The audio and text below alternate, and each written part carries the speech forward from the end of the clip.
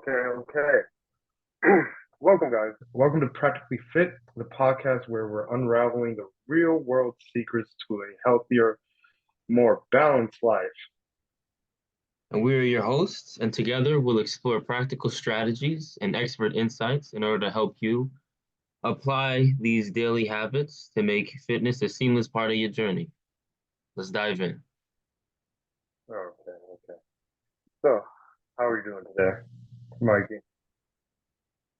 I'm doing good, man. I'm doing good. Coming off of a pretty easy day. Mm-hmm. Just pretty much went to church. Had a long day yesterday, though, bro.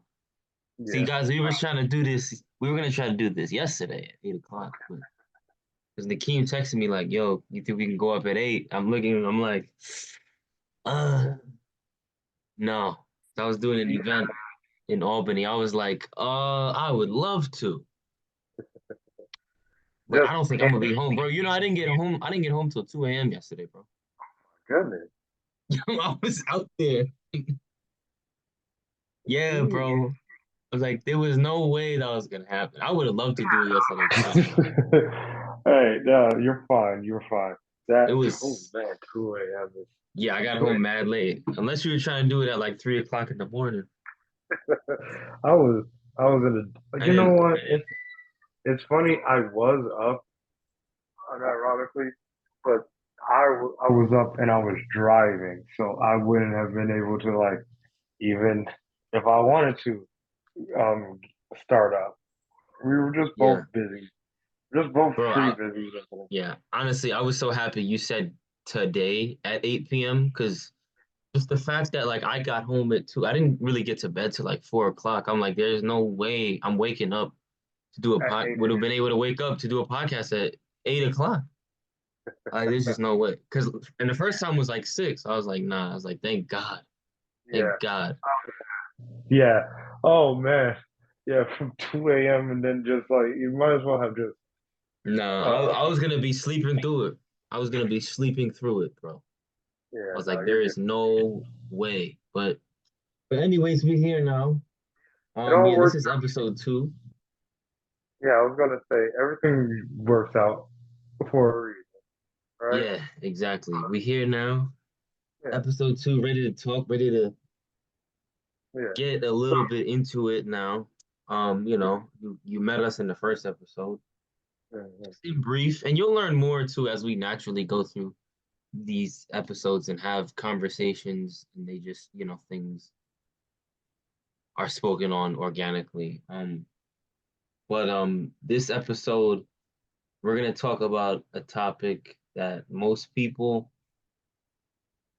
everybody should know what this concept and idea is. It's body mass index, or BMI for short.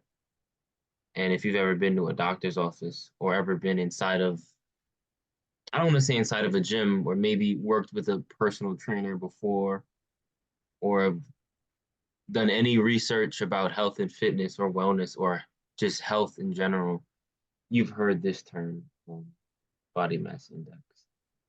We hear it all the time, but like, what is it really? What does it really Yeah. mean? I don't know, bro. If you want to get into that a little bit. Say, I was gonna say, yeah. Let me get in here right quick, because I'm gonna just simplify. I'm gonna just give a brief example of what BMI or body mass index is. Uh, Yeah. just for forewarning, from this point forward, me personally, I'm going to start using the abbreviated version of BMI, body mass index, right? Um, just to make everything flow a little bit better. But basically, BMI is a person's weight in kilograms or pounds divided by the square meter of their. Sorry, it's a person's weight in kilograms or pounds divided by the square of their height In meters, right? in meters. I'm sorry. Which is so weird to me. To me, it's very interesting. I mean, it's very interesting until you realize that. Are you talking about the units of measurement. Yeah, and just like I mean, yeah, and just like how it's Yeah, calculated as a whole.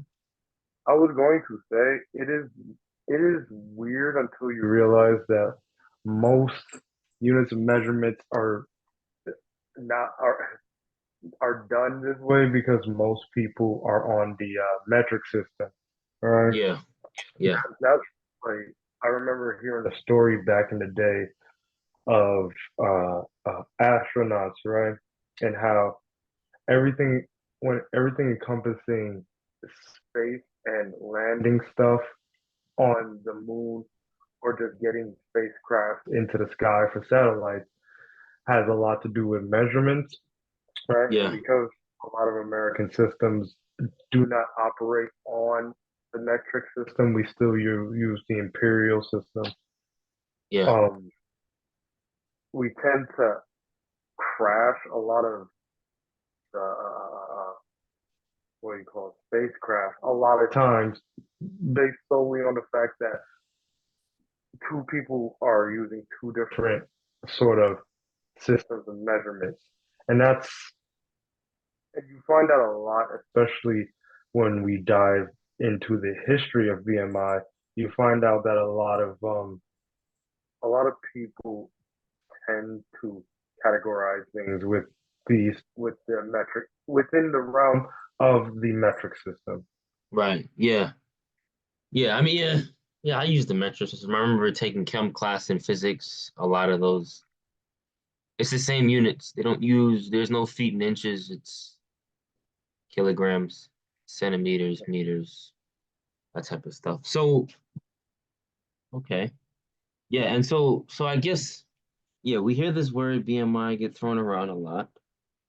And what's some of like the usage though, as far as like in the world of health and wellness or health and fitness discussions, like where does that kind of land as far as that goes? I'm sorry, say that one more time. Um, as far as health and wellness goes, and well, health, wellness, and fitness, as far as BMI in regards to BMI, where does that land as far as the conversation? What are some of the things that come up of things of concern? Not necessarily concern in a bad way, but just kind of things that make a light bulb go off, or just talking heavily talked about points as far as fitness goes in regards to BMI. What does it mean? What does it mean? What does that number mean to somebody when talking about like fitness? Well, yeah. Well, with the measure of weight and height, right, adjusted, BMI is mainly used as a category for a person a person's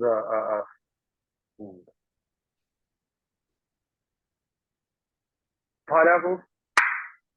Pause it real quick. Copy that. Off that.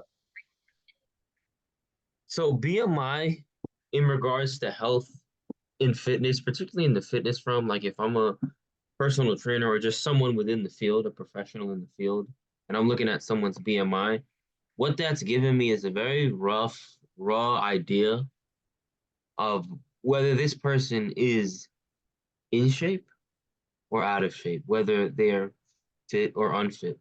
Now, those are two very like general terms that obviously there's a sliding scale because the two people can also like, well, we could take me and Nakeem, we're both personal trainers and we both train, although I could be better. I'm not gonna I'll be the first one to say, I'll be honest. But we could let's say we can both be in this realm of okay, we're both fit, but Nakeem maybe could be here and I could be here, but we're both categorized as in the fit category. There's like Um, levels to that. indicate Yeah.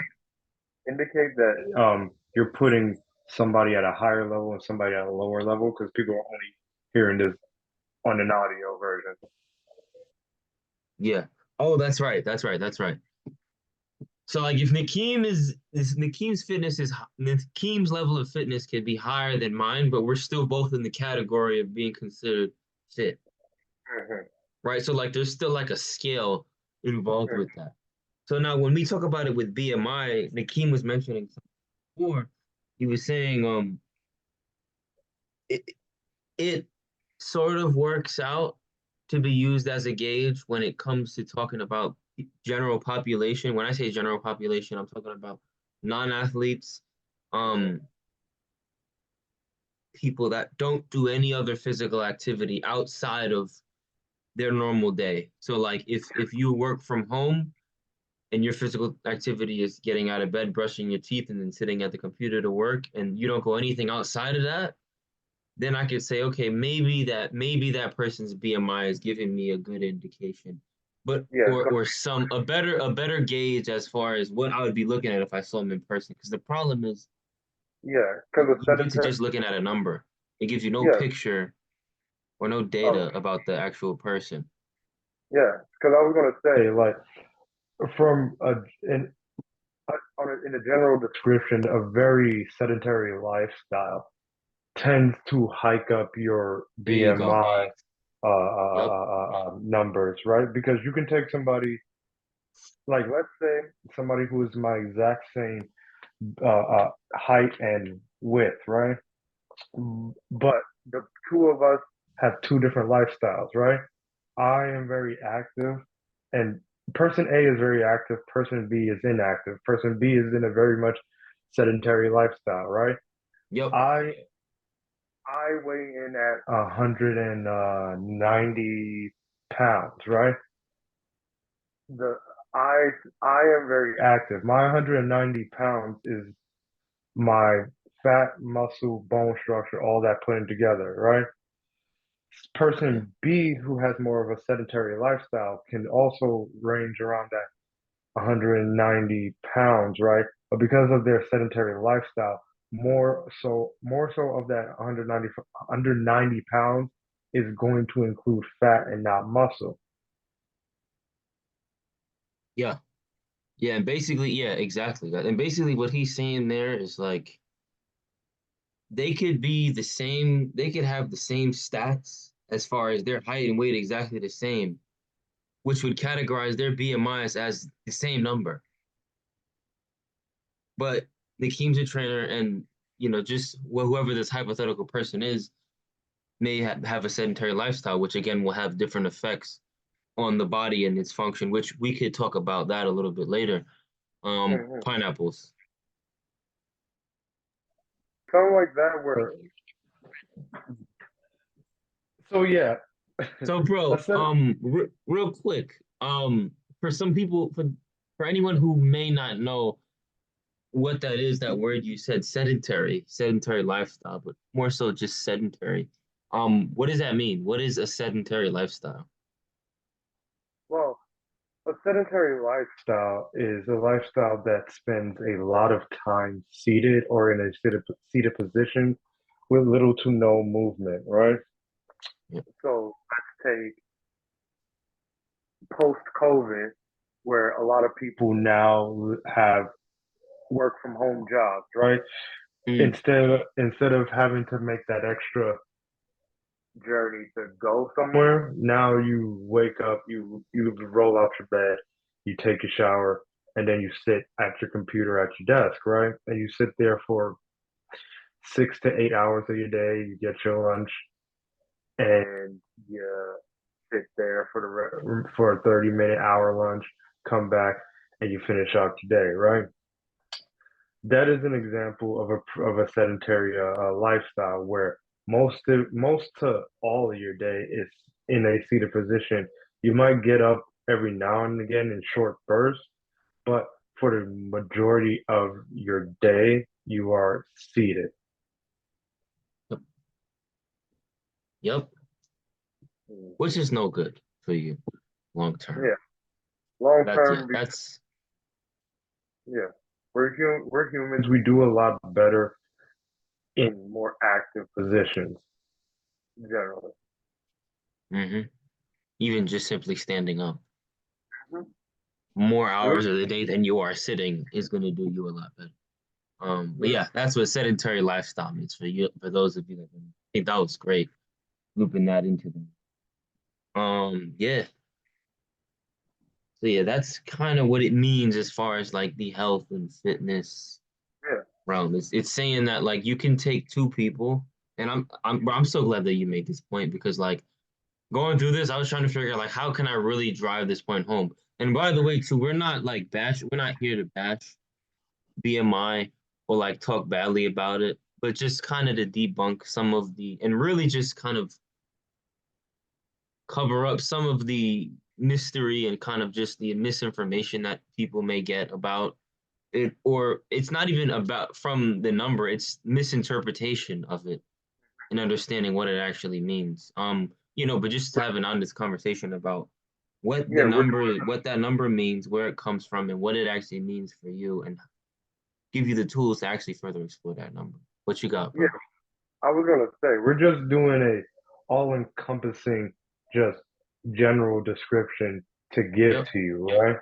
This is not in any way like we're not personally picking sides to be for or against. We're giving you the information to help you make a fundamental decision on your end, right? Yeah, exactly. Exactly. So, who invented this thing? BMI. Like, where does it actually come from? So I've always been curious about. That's what a lot of people are curious about, right? Because it just seems like So, this thing that's always been around, but like, where they come from? who basically, yeah, basically, BMI was introduced in the 19th century by a Belgian named, and let me make sure I get his name right, Lambert Adolf, right?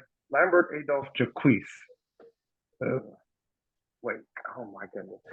It's Lambert Adolf Jacques Quiltel. I don't know how to pronounce his Wait, last look, I name, got but the same guy. Okay, I got the yeah, same guy. yeah. Yeah, I don't know I how to see. pronounce his. He has like Yeah, four names, he's like got four all of them. names, but it was some dude in like the 1800s Yeah, or something.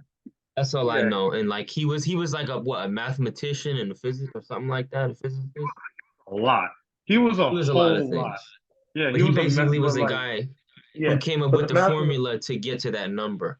the mathematician is the only part that really is relevant to his coming up with the number. But he was a whole lot Yep. if you look back into him. But yeah, continue with Yep. what you were saying.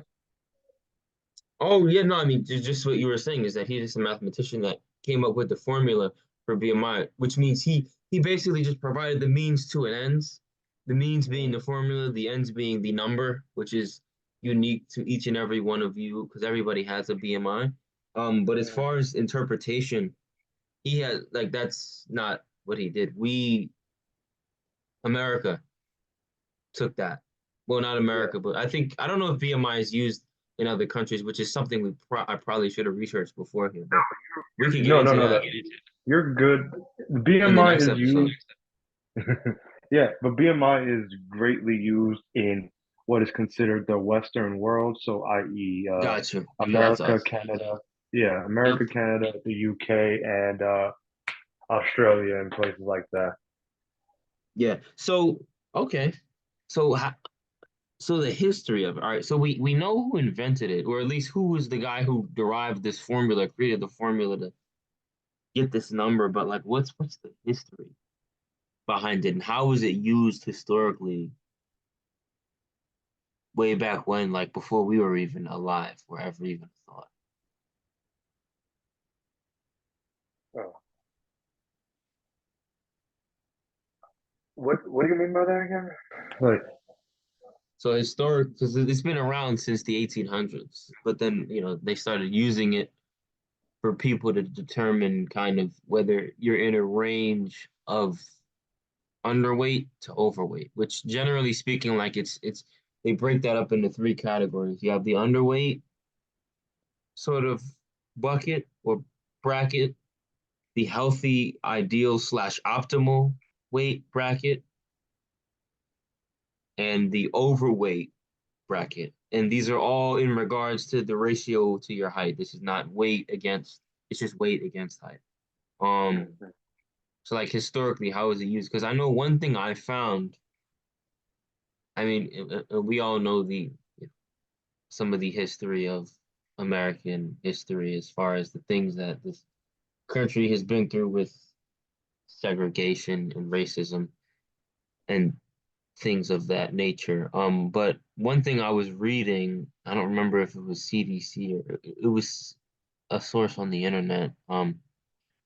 But it said that BMI, a lot of the data, initial data collected on BMI was collected from non-Hispanic white populations mainly, which on the other side of that, and I know you and I, bro, we've had conversations like this even before we were doing this podcast, is that it's pretty, I don't want to say well known, but it's in a lot of findings you found that individuals of African descent tend to have just naturally lower body fat percentage, or at least be more predisposed to have a lower body fat percentage and be able to put on more leaner muscle. And so you have data that's only based on non-Hispanic whites, then you have kind of these discretionary areas where they may consider someone of African descent to be considered in the unhealthy range as far Yeah, as well, no, actually, now that I'm saying that in my head, because one of the things BMI doesn't count for is body fat, which that brings me to what I was trying to say before. There's another thing that I read is that you can read and it'll say on certain places in the internet if you look it up that BMI is used as a way to estimate someone's body fat percentage. And I read statements like that and I kind of like laugh in my head because I'm like, this is just a number with mhm. no picture of the person. I have no, I don't Uh, know their you know, any other health data. it's just a I don't know number. their, it's It's a just a number. number without without anything else generally added on to it. So you don't know Yeah, if somebody has gone through muscle atrophy, where a lot of their muscle mass is depleted because they suffered an injury. You don't know if just the person tends to just their body tends to hold on to fat a little bit more, and so yeah, like their body is just a bit more higher in the fat quantity. You don't yep, know a lot about the person, but you see a number associated with it, and like you said at the top of the hour, you can assume from the number a person's personal acumen to fitness with that yep, number, right? It's not it's not like nothing in fitness is foolproof, right? Everything is a bit everything is case by case basis. yep, But what like why certain things are constantly are in a circle around each other is because you're trying to gain certain understandings from people in order to produce outcomes for them that will get the necessary change that they're looking for, whether it's whether it's an increase in muscle mass or a decrease in total fat content, right? And yeah, exactly. and what this number does is get all it does is give you a starting point, right? Hmm. Yeah, that's a great point that you just made too. Is that, and if I want anyone to take anything away from Nakeem just said, it's that those are two ways that you can gain weight. You can add weight to your stature is fat or muscle. So what it's saying what BMI says is regardless of whether that weight is from fat or muscle, this is your number. Mm-hmm. So if you gain 10 pounds, well, I'm not gonna say 10 is a lot. That's a lot of muscle. 5 pounds of muscle, that's a lot. Let's say 3 to 5 pounds of muscle. So let's say you go up in five, that's a lot. That's a lot of muscle. 5 pounds, No, but and let's like so let's say we're working. that puts Yeah. you into the overweight category now, as far as BMI. But wait a minute, didn't I gain 5 pounds of muscle? So how am I considered overweight? Mm-hmm. Because it's an inaccurate measurement of someone's health. Mm-hmm. That's the bottom. It's just a tool.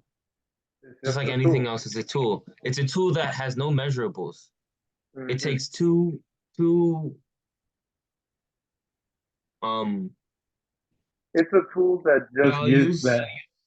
one fixed value because you can't change your height, and the other one that is not fixed because you can't change your body weight. Hmm. Um, And you but change your that's bone saying density, in your right? yeah, Like exactly. there's things you can't control that BMI doesn't take account for, right? Like your height and your bone density. But like Mikey was saying, this is a specific tool. Like anything, It's a tool. yeah. Like think of, especially when we're going down the line with all the topics that we talk about. Think of this as um a mechanic with his tool belt, right? The tool belt will constantly have things in there that the mechanic probably doesn't. You know what? I'm gonna even go different. I'm gonna say think of this like Batman, right? Batman has his utility belt. Yeah. And not everything in that utility belt is going to get used every single time Batman has an outing, right? No. Some things get used more than others, like the batarang or the grappler gun, right? But then you constantly have these extra things for a specific task. Think of BMI as the batarang, right? It's something that is constantly being brought up. Batman uses it all the time. Is it his be all end all tool? No, but it's still something that he goes to all the time. Right. Yeah, that's great. That's great. The next thing I was gonna say is like address, what are some of the controversies and limitations around BMI? But I think we're already kind of getting into that stuff. We could just continue on. I mean, there are so many other tangible, measurable, quantifiable, and qualitative pieces of evidence that you can explore on an individual human being that will give you so much more data and just so much more insight and will actually paint a better picture of that individual as opposed to the BMI. And the reason, I say measurable, quantifiable, I mean measurables, height and weight, sure, those are measurables. But there are other measurements you could take too, as far as you could test somebody's body fat percentage by getting one of those body fat estimating scales. I'm not saying use that as a perfect tool because they are imperfect and they're usually off, Mhm. with an error of about 1 to 2. However, But I would like, take that over just solely BMI to give somebody give me a general idea. yeah, and like we said before, this is a general tool to use. The- Mm-hmm. Everything has a level of uh, how we say everything has a level of failure in it, or not failure. Failure is not the right word, but everything has a level of mistakes. Efficacy. Yeah, efficacy or and mistakes built like that come with it that can be used as just this is like nothing. I'm sorry, but nothing No, in and you're of good. itself is going to be your one-stop shop solution to figure out Yep. everything you need to know, right? You're There you never go. going to you're never going to have that in this realm, right? And what we're trying to say and get into is that we are this is generally always just going to be a tool to help you, right? This Yep. as well as um measurements of visceral fat, your body composition, What is visceral relative. fat, bro? What is visceral For fat? those that don't know. Okay, give me one. For those that don't know, right? Visceral fat is excess weight that develops over time around the center of the body. So think all that fat that's right there at your gut, right? A lot of times people usually refer to it as, specifically in men, when they have that beer belly, where they got that beer gut and it's sticking out, and Yep. and generally won't go away, right?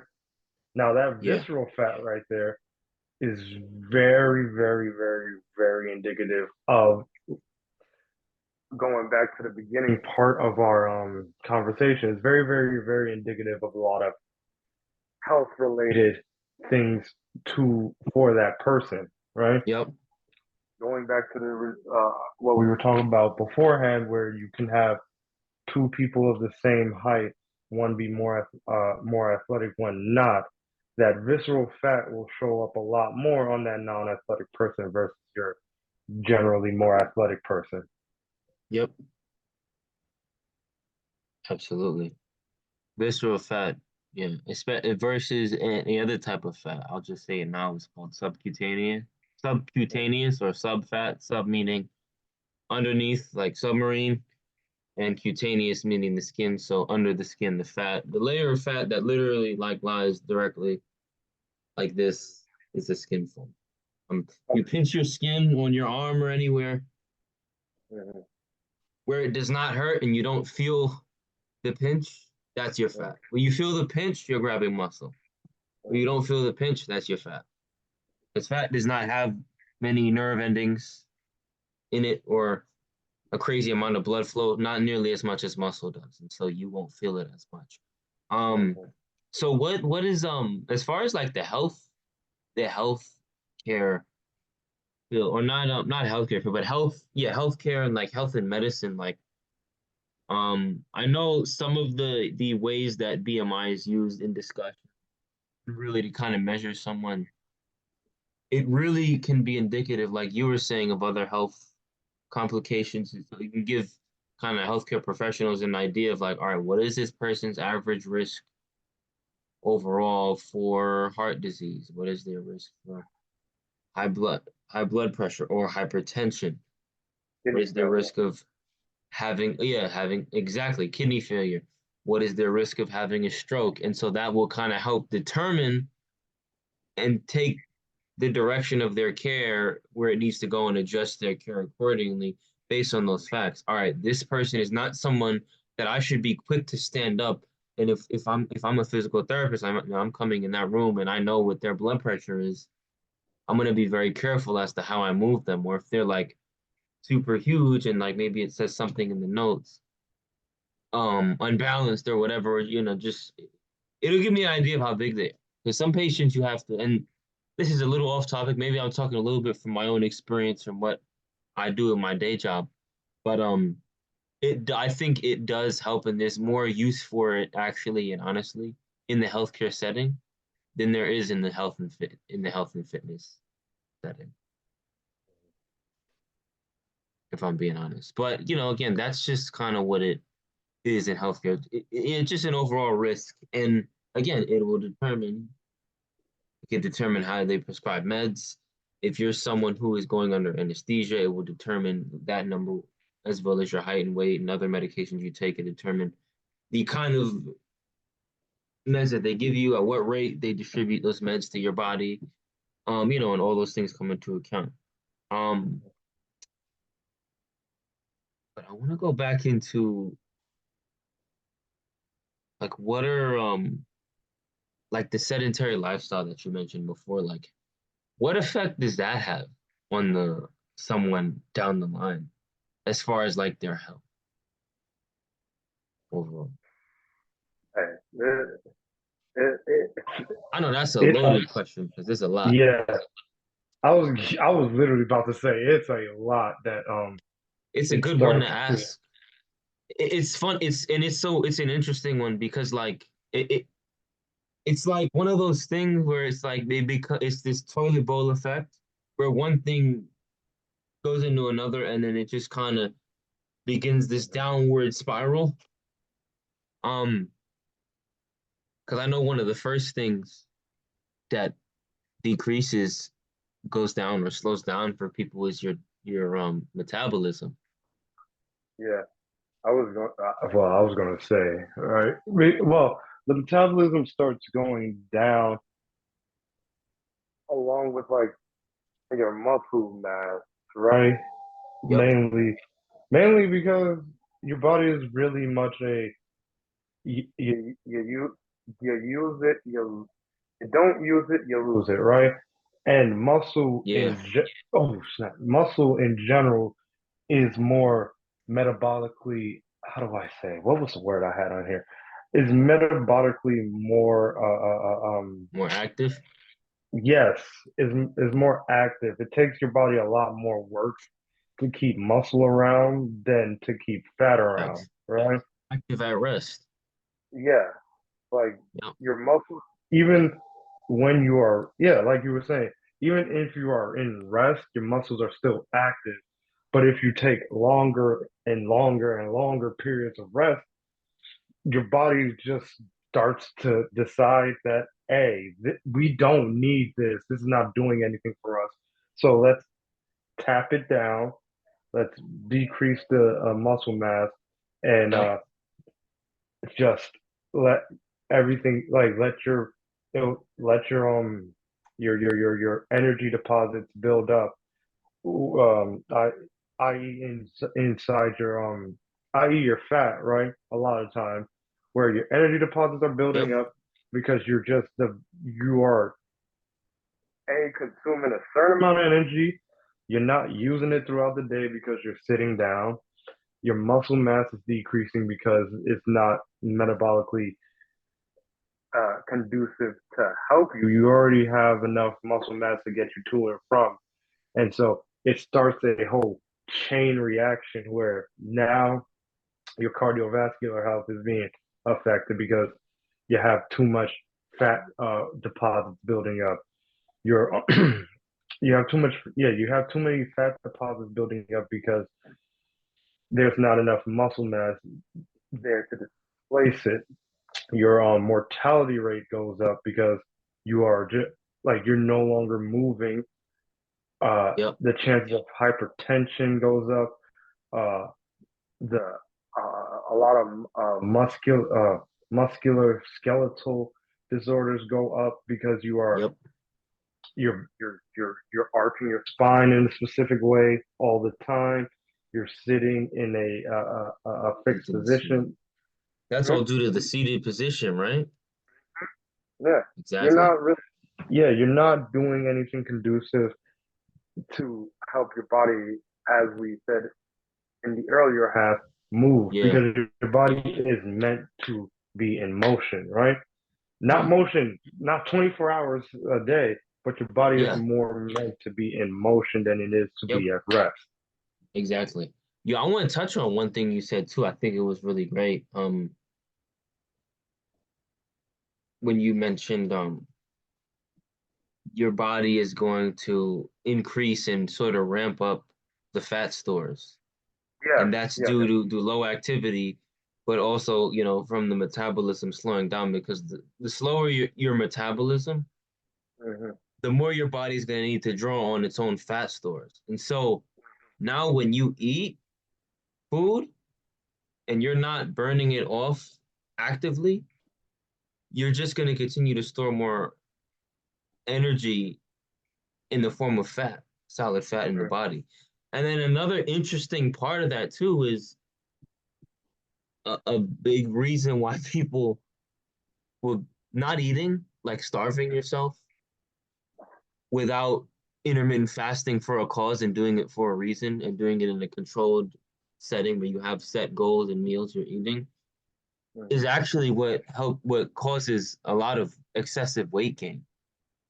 It's the not eating that people don't realize. And then when you do go to eat, but then you live the same sedentary lifestyle, you're just storing it all as fat because your body is now in a mode of survival mode. In a said not I'm sorry, not survival mode, but more so I have to support the body non-moving because I'm not doing anything to burn off this The fact, yeah. I mean, exactly. basically, I get what you're getting at. And I, because You know what I'm trying to you say because you yeah, yeah, you said something that you said something that like sparked off two things in my mind. I'm gonna yeah, say the first. I'm gonna say the first one first because that one's easier for me, right? yeah. Where where something you also said is you're not getting in enough food, right?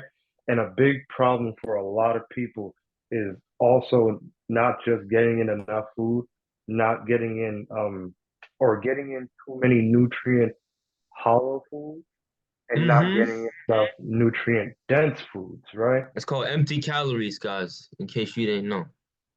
And then secondly, to give more validation to that point of where you're fasting to not where you're fasting and you're not For getting the not a for a proper non-goal. for a non-goal, right? And it's not like a Yeah. set time or anything. There was this I gotta find that article that I read, but there was this article where it was they documented this Eastern European like uh, uh, uh, community, right? Where a lot of the times the people in this community were bombed, getting bombed or whatnot, and at that point in time, a lot of the women were pregnant, right? And Mm. so directly after, like they were getting bombed and they were getting starved, right? A lot of the children that were born after this period of time ended up becoming more obese than Yeah. their predecessors, right? And that Wow. mainly, yeah, and it was mainly coming from a starvation response that was found within the mother, right? And so these people would not then the babies that were born were becoming more obese, not simply from just what do you say, bad dieting, right? But their body was having a specific response to the environment that they thought that they were going to be that they thought they were going to be born into, right? Yep. And that's something that, especially with BMI, you can't really properly take into account because it this is something that is an environmental factor that comes into the whole mess of why certain people end up the way they do. Mm-hmm. Yeah. That's facts. And like I know me saying that some people are probably like that makes zero sense. How do I not eat and gain weight? And we'll definitely get into that topic. That'll be like weight loss as far as that, because I don't want to go too far into that. But yeah, not eating is just as detrimental to a person as is overeating. It's just as detrimental. So I just we've been getting into all of this. I just wanted to set like because to the average listener right now, all we've been doing is been looking at the downsides of all of this, right? But Yeah. there are some upsides, right? Oh, And definitely. yeah, and there are some upsides that we can get into on like how to properly live a healthier lifestyle, right? Absolutely. And Absolutely. so and so we're gonna give some time to also give out some practical tips on how you can live a healthier lifestyle. Love that. Yeah, Uh, absolutely. And I mean, I think this is kind of like this section alone is really gonna capture the essence of what this podcast as a whole is and what it's serving to do. yeah, Um, especially getting back to um the very people who we said live who are living sedentary lifestyles, right? Something as and no simple shade as on anybody or not judging nobody. I just know, what it is and what where we just know what what it means and what it can do for a person, how it, the negative potential impacts it can have, and how you should. Well, we'll get into that with tips, like how you can kind of shift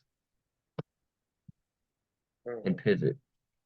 Yeah, something generally as simple as going out for a walk will shockingly be more helpful than Yeah, I think people are able to realize. Just going outside, getting a walk in is way more helpful than people that was good. realize. That was Um, good, bro. That's good. That's good. I'll do you one even better, bro. Yo, just start. Be on your feet more than you are off your feet. yeah. Even spending And, time, like going for a walk, I'll take that over what I'm about to say. But even like, I don't want to keep talking about sedentary lifestyle because we could really go into that in a later thing. But like, when you're talking about like when we say sedentary, like you got to think of like as extreme as you possibly can. If you think you've had like days where you've been lazy in the house doing nothing, imagine that times two and like every day of your life. Someone like that simply just standing on your 2 feet for just like an extra hour a day off of what you're doing is gonna do have immense benefits for you. mhm. Just Yeah. because just because that standing is gonna force your heart to pump blood differently. And then if you Mhm. walk around a bit and then you transition that into taking a walk, that's Mhm. gonna benefit you even more. Because what happens, like Nakeem said, if you don't use your muscle, you're gonna lose your muscle. And not necessarily say like you're just gonna shrivel up into like a stick per se, because unless you stop eating and then you get malnutrition. But as far as your body's ability to move your arms and your legs and move about your ranges of motion, well, that's gonna get a lot stiffer because it's not working. You ever see someone that lives like a primarily sedentary lifestyle, and then they go up to actually go outside and do something? How slow they do Mhm. activities like taking steps or walking up or down stairs, like Yeah. simple things. And it's funny, the first tip I actually said with this being about BMI was actually to number one, stop looking at BMI as the only metric and measurement of your health Yeah. because it will just make you. I don't want to say how anyone will react, but it'll just make you overthink and will leave you Yeah. confused. Hopefully not after this podcast. Yeah. Um, but another tip I had said was prioritize But, drinking plenty of water every day. you know what's funny? I was going to say that, but Yeah, also, yeah, that's real funny. I was going to say that, but yeah, something else I want to like leave people with, uh, generally in understanding, and this is something I took definitely. from this is something I took from my physics class, right? Um, Right. and that's well, this is something you take from science class in general. Matter cannot be created or destroyed, right? And so thinking upon this principle, right? Even with your muscles, thinking about it in a sense of like the muscles are never truly gone from you. You're never Yep. truly you're never truly as far gone as you think when it comes to like your health and fitness, right? Even Yeah. your fat, even your fat, right? Your fat is never truly gone. All of this is always with you, no matter what. You can't create or destroy it, it's always there. So no matter how far off in the deep end you think you are, it's never as deep as you might have thought, if that's making Yeah. sense. Because that's No, something that's a really, great point. that's something really that I try to implore into people when it comes Yeah. to health and fitness. You're never gone. This what you thought left you is not has not left you. It's still there. It's always there. It just looks different now because you can't destroy it. It's always going to be there. And with that being said, continuing on with with the ways of living a better lifestyle. Since Yeah. we've already gotten to water, I am going to get into sleeping, right? Mm-hmm. A lot of, or not sleeping per se, rest and recovery, right? Yeah. Because Yeah. a lot of people generally, especially when they start back up with trying to be in a more healthier lifestyle, tend to draw back on the sleep that they need to get in order the sleep or rest or whatever you want to call it they need to get in order to properly start moving forward, right? Because something else that I say to people is that you don't build in the moment, right? You start the catalyst for the building, but you don't really start crystallizing it until you start to rest, right? Yep. Your body needs you to be at, even though we just talked about how being at rest, leading that sedentary lifestyle has its drawbacks, but having an active lifestyle with no rest has its drawbacks as well. Yep. Yeah. You just end up with muscle damage and just damage. Yeah, And then you can't hey, recover and then you can't rebuild. And then you go into overtraining, which is another topic for another oh day. my goodness. Because I've done that. What do I think, you yeah, I've been there. I've done yeah. Never again. Like my eyes are gonna blow up that day, bro. Oh my goodness. Um, Another thing I said, and I think I'm gonna say it exactly how I have it written because I really like the way it came out. But a couple of the ones I was gonna say is take the stairs instead of the escalator. Um, and also going when you go to the grocery store to buy your food. I know in New York that's not as easy because there's not always parking lots in New York, especially not in Manhattan or other parts of the city. But I know in Georgia, I'm sure y'all got hey, parking lots. I don't know how ATL is. I don't know Atlanta. But I I know in the was about South they have parking lots. I was about to But say we got parking lots, but not enough space. Yo, you be surprised. it's funny. Well, I can speak for Long Island as well because I know there's parking lots everywhere. Yo, don't fight somebody for that spot right in the front. Park a little further. Park at the first available spot and walk your butt to the entrance and get And those extra steps in. take the more active route in all your Take the more approaches. active route. Everything. Find every excuse you can to stand up and be on your feet. To start spending more time on your own 2 feet. You'll feel better. You'll be better. Your hip flexors will stretch out a bit because that's another thing. That's another effect of people sitting for long periods of time is why we all have tight hip flexors. Yeah, Unless you're a track athlete and you stretch properly, or just an athlete in general and you stretch and work the hips, everyone's gonna have tight hip flexors that sits at a desk for any period of time throughout the day because of the position of being in that hinged position, that hip hinged position is gonna and not stretching them. It's not just being in that position, but being at the position in that position and not stretching at any point throughout your day is what gives you tight hip flexors. And then people, dudes go, I'm gonna go play some basketball. On my hip or I tore my hamstring or whatever, you get injured because your hips are tight. But tangent, tangent. Yo, Broker, what do you recommend though for exercise or really physical activity, like as far as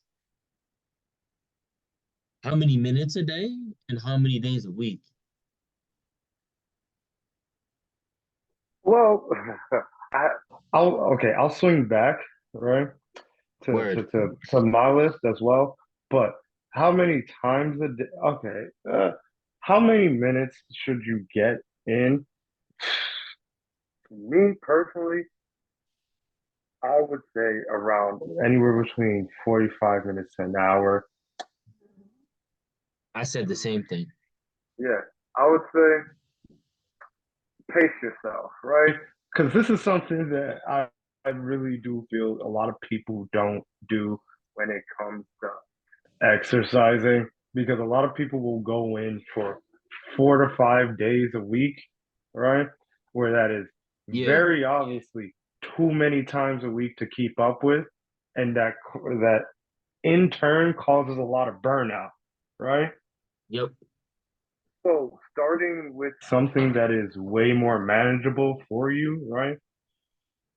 Once to twice a week, bringing it up to 2 to 3, and like keeping it there and like rocking with it and getting it Yep. and mixing in a good amount of cardio days and a good amount of like not cardio days, a good amount of cardio along with your general strength training is generally some of the best advice that I can personally give because as somebody who Yeah. sees like a lot of just general burnout from time to time of people, having and this and this is not to cast aspersions on people who have this idea, but like you'll see people who want to start up something new, but go into it too heavily and start crashing out very fast.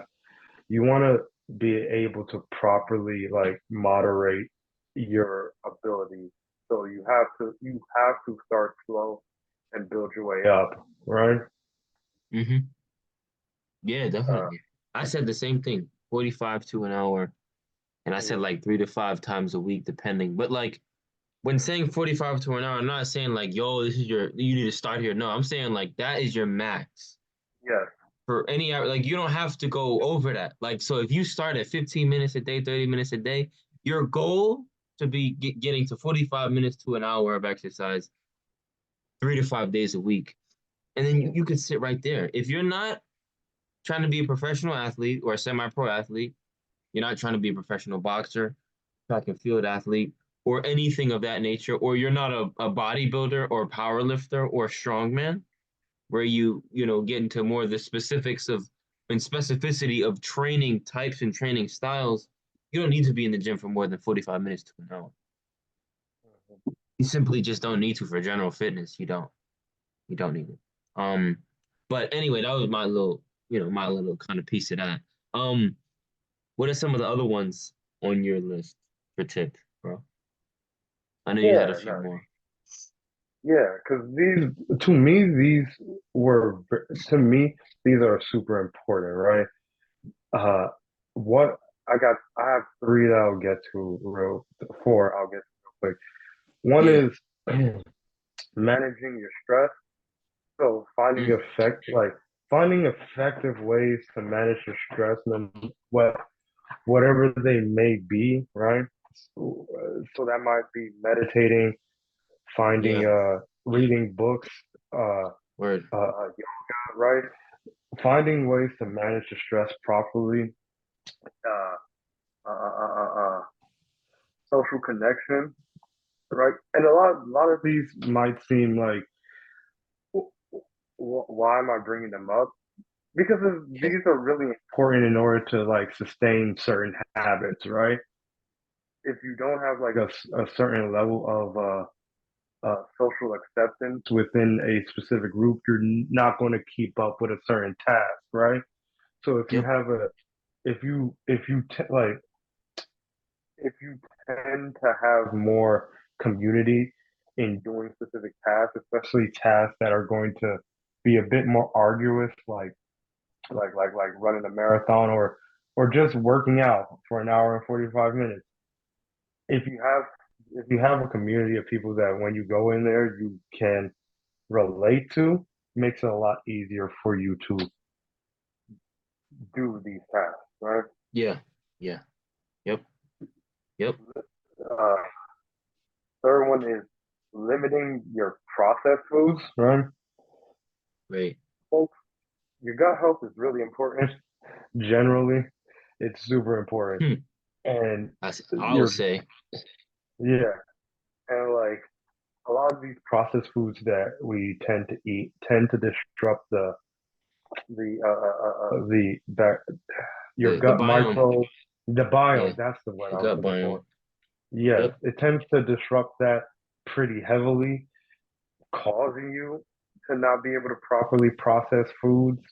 as you once did, causing you to put on more of these pounds that you didn't want to. Like it's a Mm-hmm. lot that goes on with your gut, and just practice in like just limiting the amount of processed foods you get, super duper important. And then the last thing I have is practice portion control, right? Being very mindful It's a of, great point. yeah, being very mindful of, like how we said before, getting nutrient dense foods into your meals, right? Stacking the deck with the proper portions needed in order to have a very filling meal is super important. Yep, absolutely. And I mean, I'll even go off of that. That's a perfect thing I can bounce this off of is Nakeem said avoid processed foods. And then what was the last thing you just said? Practice portion control. Practice portion control. Okay, awesome. And then another piece to that sort of puzzle, I would say, and kind of add into that is eat whole foods first before you start taking supplements for X, Y, and Z. I'm not saying supplements are good or bad. Again, another topic for another day, but focus on eating whole foods first before you take supplements. And then obviously, if you've been to a doctor and they say you're deficient in anything, take vitamins. Vitamins are okay. If you're deficient in any of your vitamins, most people are going to be deficient in vitamin D around the winter times of the year because there just ain't sun out as much. Um, I know I am, especially in the winter months right now. So I take vitamin D myself.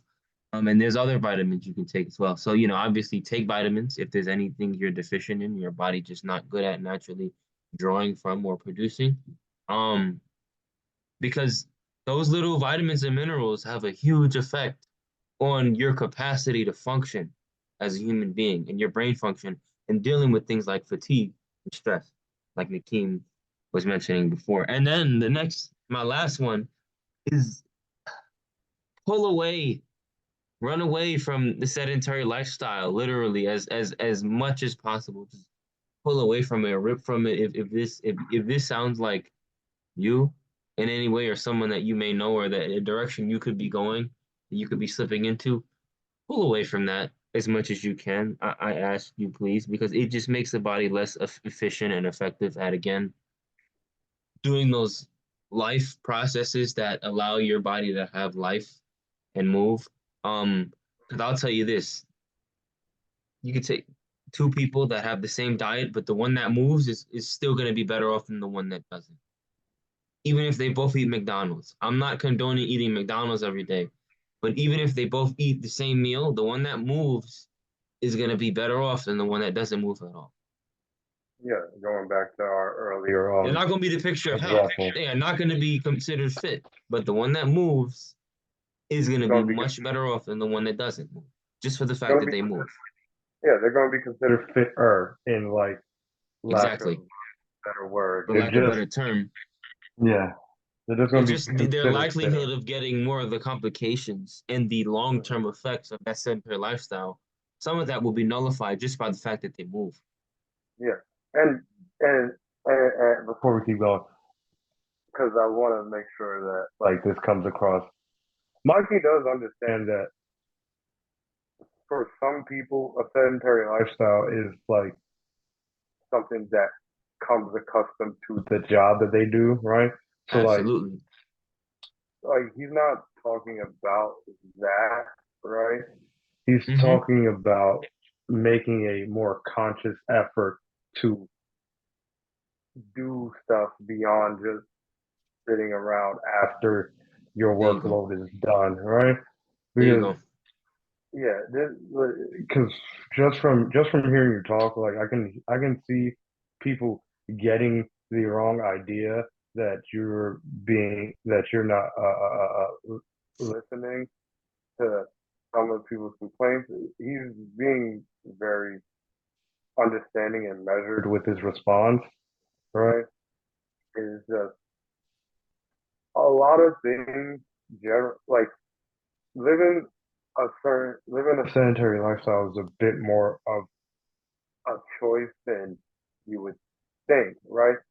Not Yeah. like you can say you like playing video games, right? Mm-hmm. Say you like watching or you can say you like binging TV shows, right? Or you can say you like what's one more thing?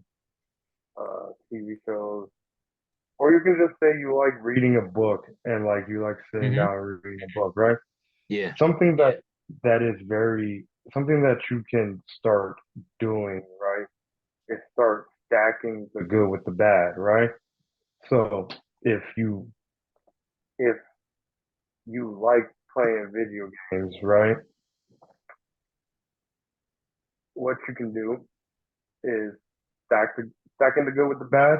You take that portable video, you buy like a portable video game. You go out for that walk and you play that portable video game while you're walking. And There you go. the only time you pick up the video game is when you are going to go for that walk. So Mm-hmm. you That's associate good. That's really good. you yeah you have to associate you going for a walk and the video game. Same thing with a book. You get an audio book, you put your headphones in, you go for that bike ride. The only time you give yourself the chance to uh, uh, uh, uh, listen to that audio book is when you're on that bike ride. You have Wow. to you have to start associating the things that you categorically like with the things that you categorically have to do, right? Yeah. It's meshing the like with the want. I mean, the like with the need, right? Yep. In order to push yourself into actually doing it. Yeah. Exactly. Exactly. And yeah, and no shade on nobody at all. Because I used to work remote too. I used to work from home when I worked for when I did New York State contact tracing and case Mhm, investigation for COVID-19. That was 100% remote. I did still do my other part-time job like 2 days out of the week, but mhm, I was pretty much at home most of the time. But what I'm saying is be more intentional, mhm. right? And which is pretty much what Nakeem was just saying. Exactly what actually that's exactly what he was just saying. As far as the associate that video game with you going for a walk, or if I'm gonna listen to this audiobook, I'm gonna go ride my bike. That's being intentional with what you're doing and not just all right, I'm gonna play this game. You know, again, there's nothing wrong with that at all. Yeah, It's been a there's while nothing since I wrong. played video games, but I'll sit and enjoy a video game too myself. But it's being intentional with taking care of your body and being okay, I want my body to move. Because this is not Mhm, you're not moving your body. You got to think of it like I'm not trying to move my body for now. I mean, yes, I want to be able to move now, but you want to also be able to move later. People want to create legacies, people who want to have children, grandchildren, or maybe not. Maybe they just want to be fit. If you want to be able to move in the same or similar way that you can move now, you got to move now. yeah, That's yeah, simple. You're not gonna move in 30 years if you've never moved in 20, 25 years or whatever where you were not moving. You're not gonna move at all in the same way that you or just you got to move now. Got to going keep back moving. to So yeah, you uh, can't control your job.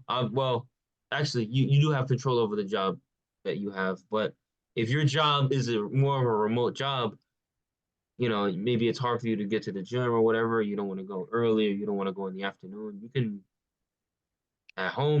You can bless you, do bro. You get downtime between work or on your break, or maybe you give yourself a 10-second, 20-second break. You can bust out push-ups, modified or regular. You can do some regular squats. When you're watching I was, TV at home, I was you can stand up and sit back down. And those are called sit to stands or box squats. yeah, I was gonna say as well, right? Take like peering off from something that you said where you have to move or like uh breaking off another physics term, which is Newton's laws of motion, where an object at rest tends to stay at rest, but an object that in motion tends to stay in motion, right? Yeah. Um, Applying that principle to something like being more active is like even man, even doing this right now for me personally, hey, I am oh my goodness, I want to stand up, right? Mm-hmm. Like I'm having a time and a half trying to keep myself seated.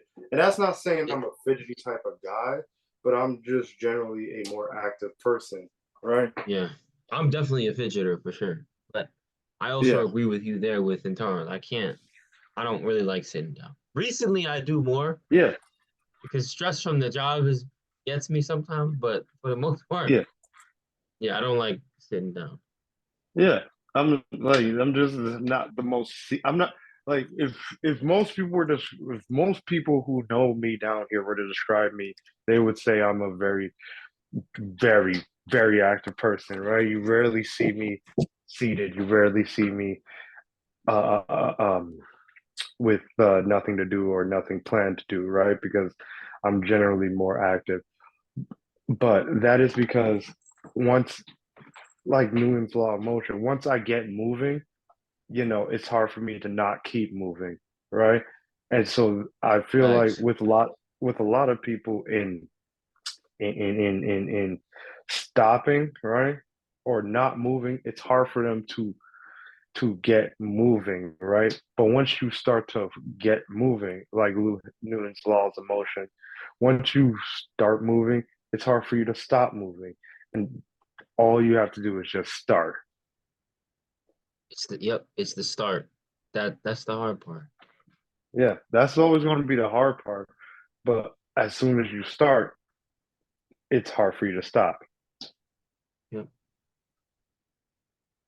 Yeah, And so, the yeah, and journey. so, yeah, I think that is as good of a place as any to start to roll this in and bring us back to closing, right? Absolutely. Absolutely. Yeah, Which I think is yeah. giving We're just gonna summarize some key like points that final we, thoughts, right? Yeah. yeah, yeah, some Key final, takeaways. yeah, yeah, key takeaways from everything that we've done so far, uh, which is top of the hour. BMI is a tool, just like anything in Yep. your arsenal to help you become more of a healthier person. It's not the be all end all. It's your tool. Uh, Facts.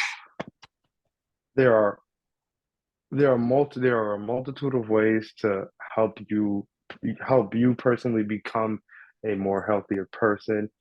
Um, Try as you can to stick away from a sedentary lifestyle. Um,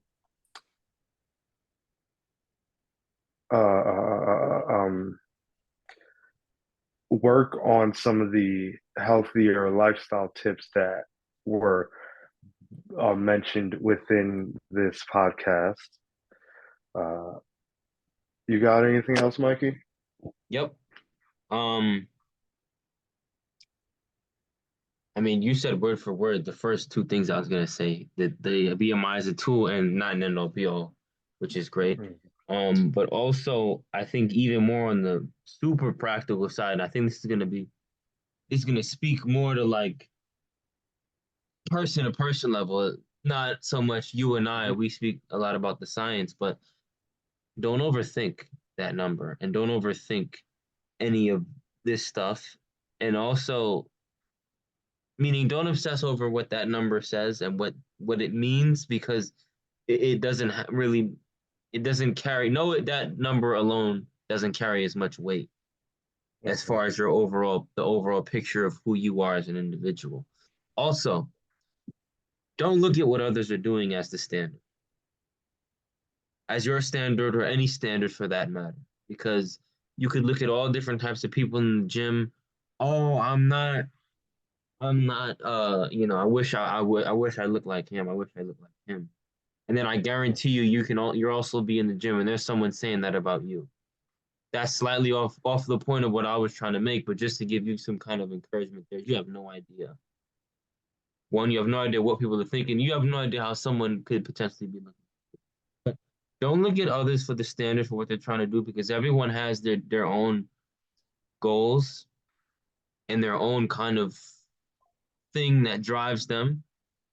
So don't think because you're not in the gym 3 hours a day, 7 days a week, that you're not doing anything. I promise you, 45 minutes to an hour, maybe an hour and 15, depending on the availability of equipment for that particular day.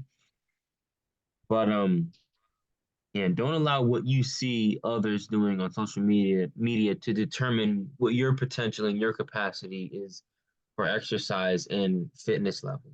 Just because you're at a certain level now doesn't mean you can't achieve and build yourself up.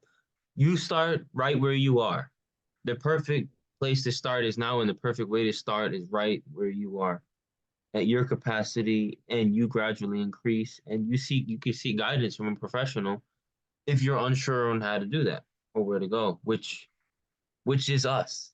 We are that guidance um that can help you. And another thing I think would be cool, bro, is if they is learning how to create your own program for yourself, or at least like have like a guideline as far as how to work out. Yeah. Um.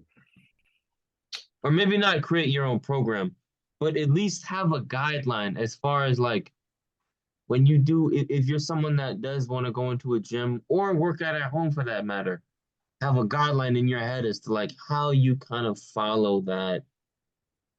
What are you following in your head? Because a lot of people go into a gym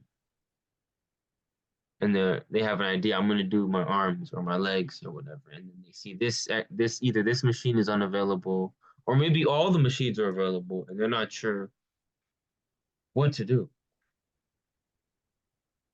Um. Um, and we can talk. That can be something we talk about in later Yeah. Because things. I was gonna say, yeah, I was going to uh pineapples real quick. Word.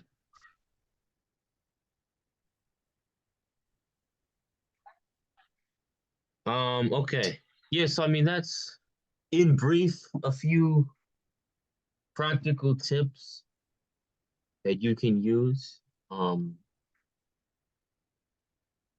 feel free to ask questions or whatever comments we can answer. We looking for feedback too because we want to Always looking for grow this feedback. to whatever it's supposed to be is gonna be. Yeah, Because that's what we want it to and be. th- We're not trying to force any direction here. Just two dudes and share similar interests. also like to thank whoever is listening for listening. Right, you could be From the anywhere. beginning, this is a very Yeah, humble from beginnings. yeah, yeah. So like we generally appreciate whoever chose to listen from the beginning, whether it be beginning of the arc of this podcast or the beginning of the recording, right? We want to make sure we thank you for listening and thank you for being here. My name my name has been Nakeem. My name is Mikey, and this has This been is Practically Fit, mhm, episode 2. signing off. Yes, sir.